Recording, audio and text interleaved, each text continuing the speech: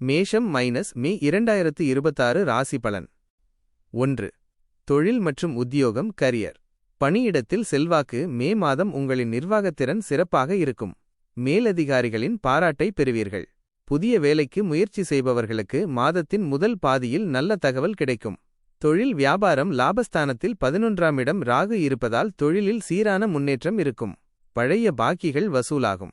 இருப்பினும் 12இல் சனி இருப்பதால் பெரிய முதலீடுகளை மாத பிற்பகுதியில் தவிர்ப்பது நல்லது.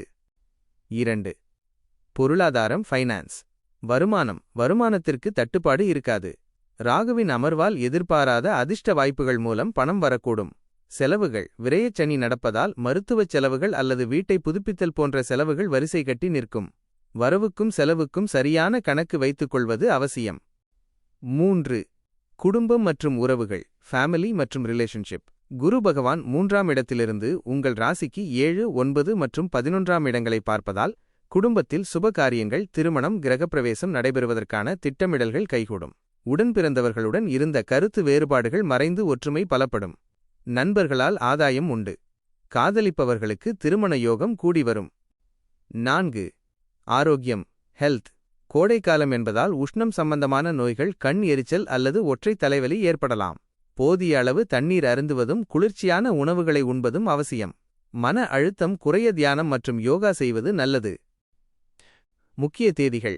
அதிர்ஷ்ட தேதிகள் மே 1, 10, 11, 20, 28, 29. சந்திராஷ்டம நாட்கள் மே 5, 6, 7. இந்த நாட்களில் புதிய முயற்சிகளை தவிர்த்து அமைதியாக இருப்பது நல்லது. அதிர்ஷ்ட எண்கள் 3, 7, 9. பரிகாரம். செவ்வாய்க்கிழமைகளில் முருகப்பெருமானுக்கு செவ்வரளி மலர் சாத்தி வழிபடுவது காரிய தடைகளை நீக்கும்.